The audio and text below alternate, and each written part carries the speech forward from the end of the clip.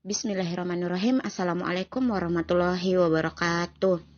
Pada kesempatan kali ini, kami dari kelompok 1 akan membahas tentang video pembelajaran terhadap materi teknik evaluasi tes dan non-tes.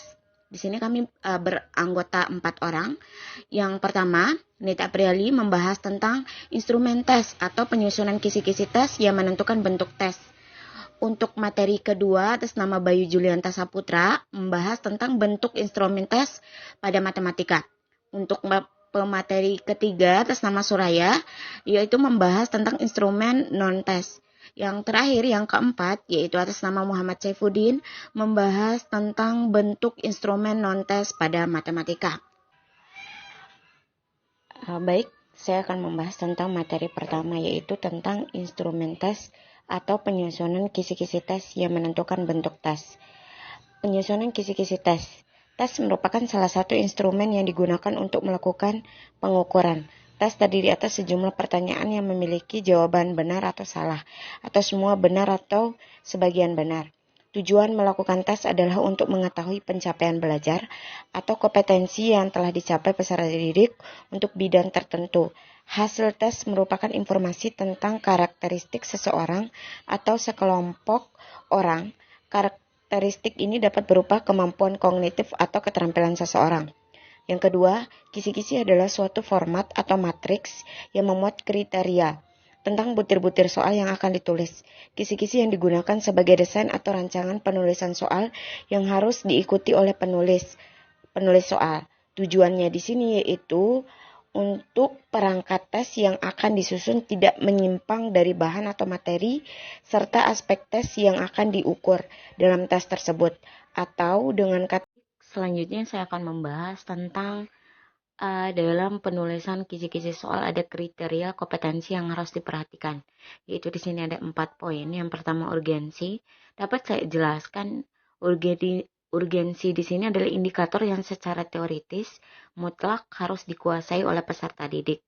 Yang kedua adalah kontinuitas yang menjelaskan tentang pendalaman dari suatu atau lebih kompetensi dasar atau indikator yang sudah dipelajari sebelumnya, baik dalam jenjang yang sama maupun antar jenjang. Yang ketiga adalah relevansi, yang menjelaskan tentang kompetensi dasar atau indikator yang diperlukan untuk mempelajari atau memahami bidang studi lain. Yang terakhir, keterpakaian. Di sini menjelaskan tentang kompetensi dasar dan indikator yang memiliki nilai terapan tinggi dalam kehidupan sehari-hari. Selanjutnya menjelaskan tentang menentukan bentuk tes.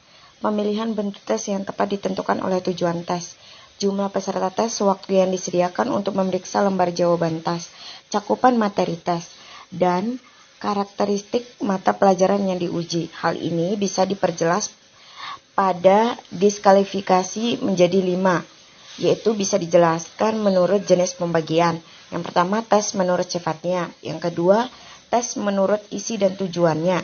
Yang ketiga, tes menurut pembuatannya. Yang keempat, tes menurut bentuk soal. Yang kelima, tes menurut objek. Selanjutnya, tes menurut sifatnya. Tes ini dapat dikelompokkan menjadi A.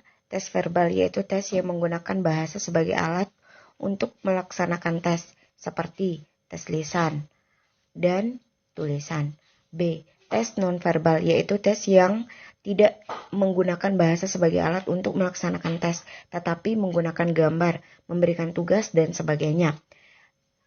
Tes menurut isi dan tujuannya dikelompokkan menjadi A. Tes kecepatan, yaitu tes yang bertujuan untuk mengevaluasi peserta tes dalam hal kecepatan, yang berpikir kognitif atau keterampilan, baik yang bersifat spontas atau logis, maupun hafalan dan pemahaman dalam mata.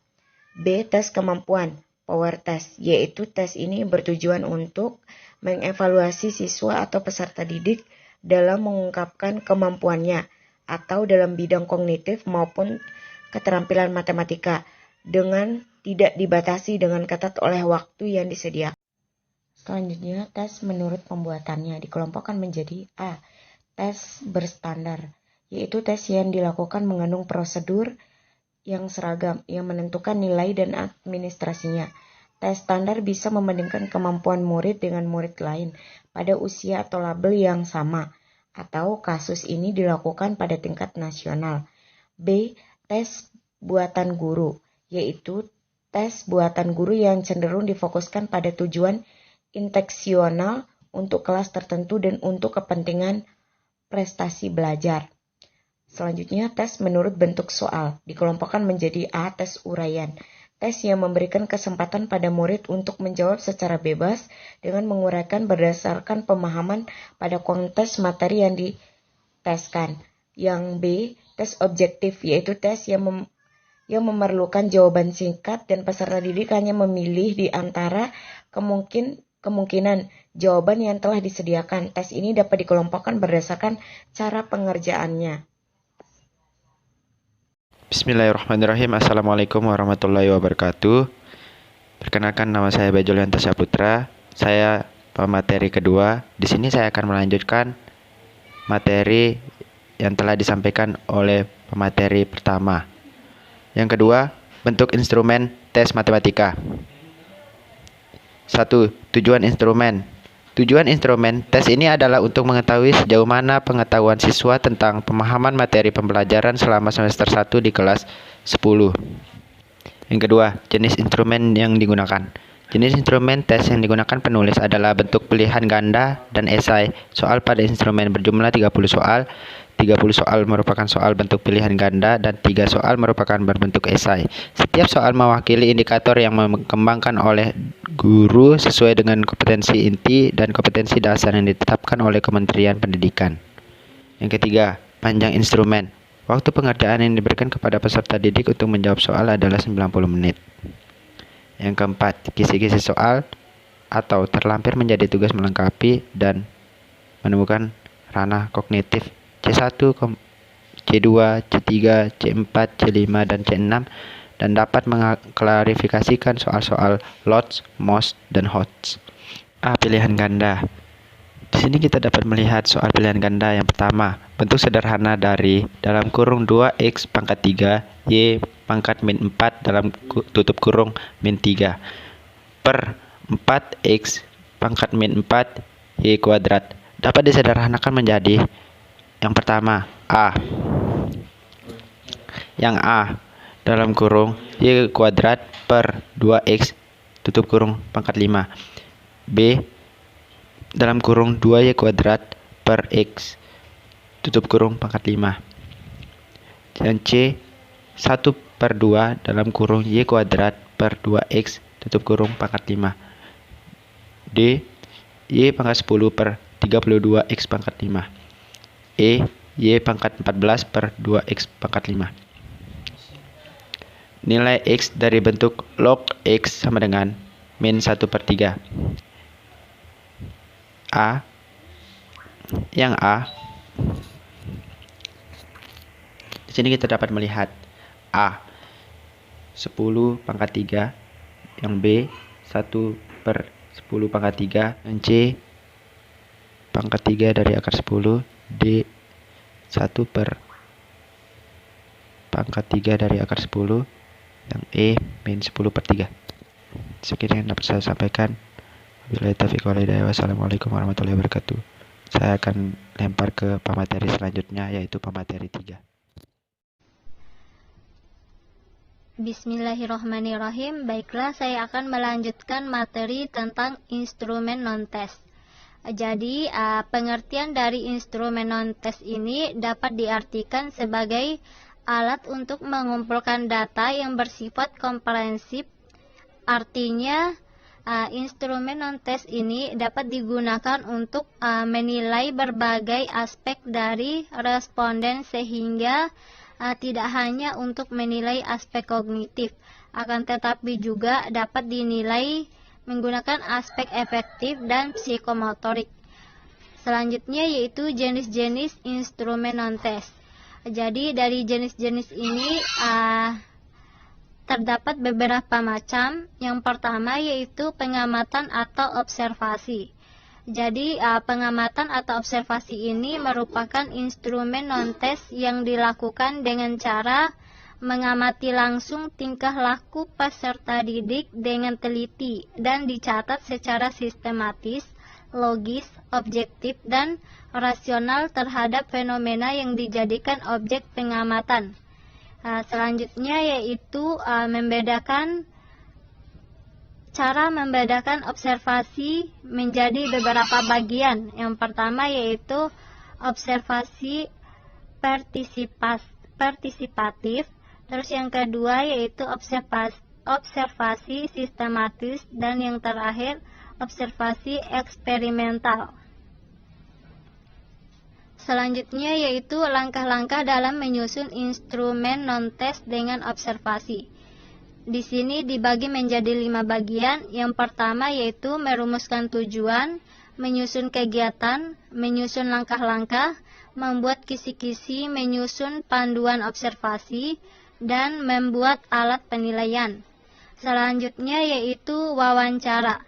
Jadi wawancara di sini adalah instrumen non-tes yang dilakukan dengan melakukan percakapan dan tanya jawab lisan dengan sepihak dan berhadapan atau bertatap muka yang dilakukan dengan tujuan tertentu.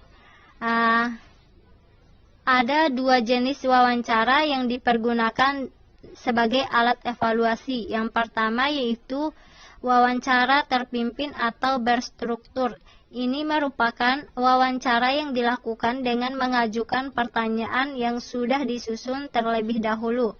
Terus itu yang kedua wawancara tidak terpimpin atau bebas. Wawancara ini merupakan wawancara tentang bentuk instrumen non-tes.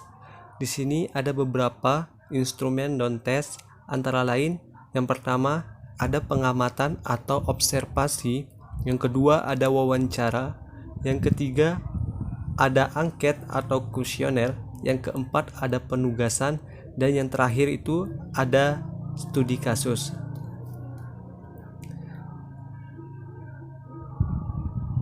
Yang pertama di sini ada observasi. Observasi merupakan kegiatan penilaian non-tes yang dilaksanakan melalui pengamatan atau mengamati perilaku siswa atau proses terjadinya suatu kegiatan baik dalam situasi yang sebenarnya maupun dalam situasi buatan dan tidak dapat diukur dengan angka. Pengamatan atau observasi sebagai alat evaluasi banyak sekali digunakan untuk menilai tingkah laku individu atau proses terjadinya suatu kegiatan yang dapat diamati.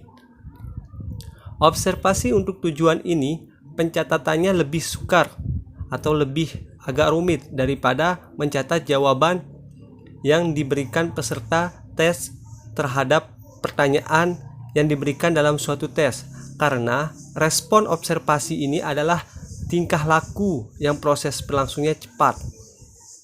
Nah, contohnya itu untuk tujuan evaluasi ini adalah observasi untuk menilai atau mengukur hasil belajar melalui pengamatan tingkah laku siswa pada saat guru mengajar, misalnya aktivitas siswa dalam kegiatan diskusi, partisipasi siswa dalam simulasi, sikap siswa saat belajar di kelas, aktivitas siswa dalam kegiatan kelompok, dan lain sebagainya. Selanjutnya di sini ada jenis-jenis observasi. Yang pertama itu ada observasi partisipatif atau participant observation dan non-partisipatif atau non-participant observation. Di mana observasi partisipatif ini adalah observasi di mana orang yang mengobservasi pengamatan ikut dalam bagian dalam kegiatan yang dilakukan oleh objek yang diamatinya. Nah, sedangkan observasi non-partisipatif ini adalah observasi yang tidak mengambil bagian. Maksudnya itu observer yang orang yang mengobservasi itu tidak mengambil bagian dalam kegiatan yang dilakukan oleh objeknya, atau evaluator berada di luar garis seolah-olah sebagai penonton belaka. Jenis yang kedua di sini ada observasi sistematis dan observasi non-sistematis. Di mana observasi sistematis ini adalah pengamatan yang terlebih dahulu direncanakan segala sesuatunya dengan teliti, atau bisa disebut juga observasi ini sudah mengatur struktur yang berisi kategori atau kriteria dan masalah yang akan diamatinya. Nah, sedangkan observasi non-sistematis itu apabila Bismillahirrahmanirrahim. Assalamualaikum warahmatullahi wabarakatuh. Baiklah, saya Muhammad Saifuddin akan melanjutkan presentasi selanjutnya, yaitu tentang bentuk instrumen non-test. Di sini ada beberapa instrumen non-test, antara lain yang pertama ada pengamatan atau observasi, yang kedua ada wawancara, yang ketiga ada angket atau kuesioner, yang keempat ada penugasan, dan yang terakhir itu ada studi kasus.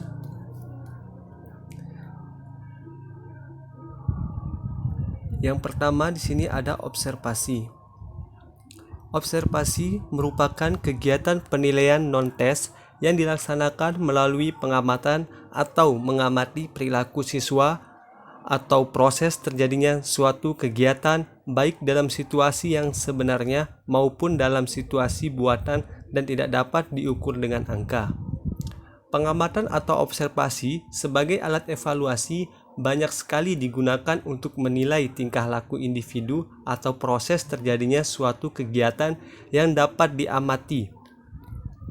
Observasi untuk tujuan ini pencatatannya lebih sukar atau lebih agak rumit daripada mencatat jawaban yang diberikan peserta tes terhadap pertanyaan yang diberikan dalam suatu tes, karena respon observasi ini adalah tingkah laku yang proses berlangsungnya cepat. Nah, contohnya itu untuk tujuan evaluasi ini adalah observasi untuk menilai atau mengukur hasil belajar melalui pengamatan tingkah laku siswa pada saat guru mengajar, misalnya aktivitas siswa dalam kegiatan diskusi, partisipasi siswa dalam simulasi, sikap siswa saat belajar di kelas, aktivitas siswa dalam kegiatan kelompok, dan lain sebagainya. Selanjutnya di sini ada jenis-jenis observasi. Yang pertama itu ada observasi partisipatif atau participant observation dan non-partisipatif atau non-participant observation. Di mana observasi partisipatif ini adalah observasi di mana orang yang mengobservasi pengamatan ikut dalam bagian dalam kegiatan yang dilakukan oleh objek yang diamatinya. Nah, sedangkan observasi non-partisipatif ini adalah observasi yang tidak mengambil bagian. Maksudnya itu observer yang orang yang mengobservasi itu tidak mengambil bagian dalam kegiatan yang dilakukan oleh objeknya, atau evaluator berada di luar garis seolah-olah sebagai penonton belaka. Jenis yang kedua di sini ada observasi sistematis dan observasi non-sistematis. Di mana observasi sistematis ini adalah pengamatan yang terlebih dahulu direncanakan segala sesuatunya dengan teliti, atau bisa disebut juga observasi ini sudah mengatur struktur yang berisi kategori atau kriteria dan masalah yang akan diamatinya. Nah, sedangkan observasi non-sistematis itu apabila dalam yaitu si penjawab atau responden ini diperkenankan untuk memberikan jawaban secara bebas sesuai dengan yang ia ketahui tanpa diberikan batasan oleh pewawancaranya. Selanjutnya ada langkah-langkah penyusunan wawancara. Di sini langkah-langkahnya itu pertama perumusan tujuan, selanjutnya perumusan kegiatan atau aspek-aspek yang dinilai, yang ketiga ada penyusunan kisi-kisi, yang keempat ada penyusunan pedoman wawancara, dan yang terakhir itu ada lembaran penilaian. Dan selanjutnya di sini yang ketiga ada angket atau kuesioner. Angket atau kuesioner ini merupakan kegiatan penilaian non-tes yang dilaksanakan melalui pemberian serangkaian pertanyaan atau pernyataan secara tertulis. Nah, pada dasarnya angket ini adalah sebuah daftar pertanyaan yang harus diisi oleh orang yang akan diukur atau yang disebut responden. Angket adalah alat penilaian hasil belajar yang berupa daftar pertanyaan tertulis untuk menjaring informasi tentang sesuatu, misalnya tentang latar belakang keluarga siswa, kesehatan siswa, tanggapan siswa terhadap metode pembelajaran, media, dan lain sebagainya. Angket ini umumnya dipengaruhi pada ranah afektif. Selanjutnya di sini ada jenis-jenis angket atau kuesioner. Yang pertama ada ditinjau dari segi yang memberikan jawaban. Pertama ada angket langsung Angket langsung ini apabila angket itu diberikan kepada anak yang dinilai atau diminta keterangannya. Yang kedua, angket tak langsung. Angket diberikan kepada orang atau siswa lain untuk dimintai keterangan tentang keadaan orang lain. Misalnya, diberikan kepada orang tuanya atau diberikan kepada temannya. Yang selanjutnya ditinjau dari segi cara menjawabnya. Di sini angketnya adalah angket tertutup dan angket terbuka, di mana angket tertutup itu adalah daftar pertanyaan yang memiliki 2 atau lebih jawaban, dan si penjawab hanya memberikan tanda silang atau centang pada jawaban yang ia anggap sesuai. Yang kedua di sini ada angket terbuka, adalah daftar pertanyaan di mana si penjawab diperkenalkan memberikan jawaban dan pendapatnya secara terperinci sesuai dengan apa yang ia ketahui. Yang terakhir ada ditinjau dari strukturnya, jenis-jenis dari angket. Yang pertama, angket berstruktur, dan yang kedua itu angket tidak berstruktur, di mana angket berstruktur itu adalah angket yang bersifat tegas dan jelas dengan model pertanyaan yang terbatas, singkat, dan membutuhkan jawaban yang tegas dan terbatas pula. Sedangkan angket tidak berstruktur itu adalah angket yang membutuhkan jawaban uraian panjang dari anak dan bebas, yang biasanya anak dituntut untuk memberikan penjelasan-penjelasan atau alasan-alasan terbuka. Nah, di sini ada langkah-langkah, yaitu si penjawab atau responden ini diperkenankan untuk memberikan jawaban secara bebas sesuai dengan yang ia ketahui tanpa diberikan batasan oleh pewawancaranya. Selanjutnya ada langkah-langkah penyusunan wawancara. Di sini langkah-langkahnya itu pertama perumusan tujuan, selanjutnya perumusan kegiatan atau aspek-aspek yang dinilai, yang ketiga ada penyusunan kisi-kisi, yang keempat ada penyusunan pedoman wawancara, dan yang terakhir itu ada lembaran penilaian. Dan selanjutnya di sini yang ketiga ada angket atau kuesioner. Angket atau kuesioner ini merupakan kegiatan penilaian non-tes yang dilaksanakan melalui pemberian serangkaian pertanyaan atau pernyataan secara tertulis.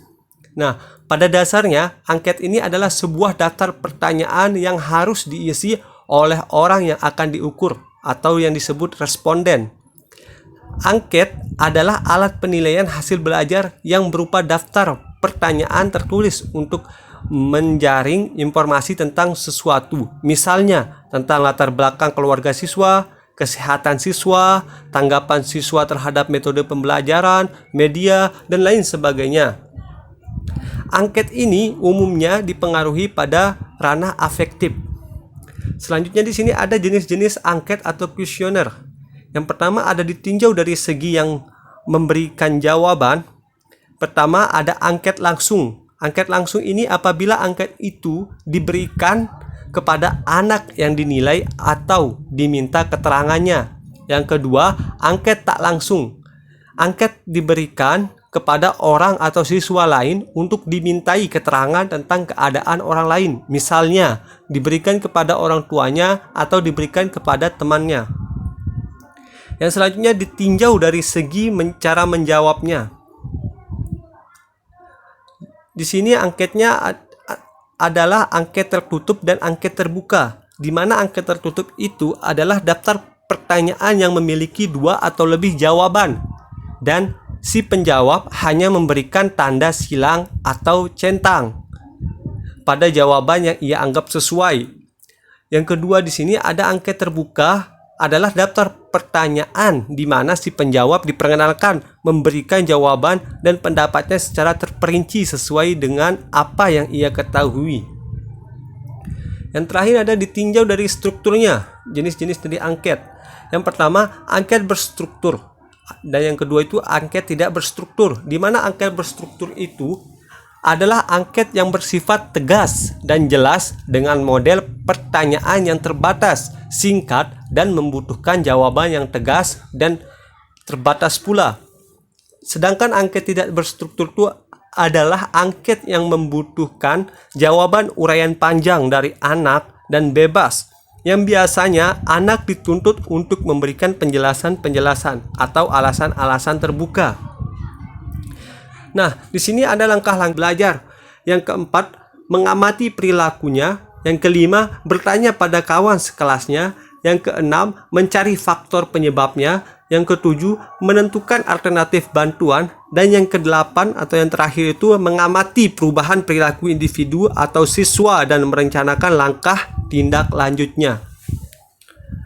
Mungkin cuma itu penjelasan sedikit dari saya. Kurang lebihnya saya mohon maaf. Terima kasih. Wassalamualaikum warahmatullahi wabarakatuh.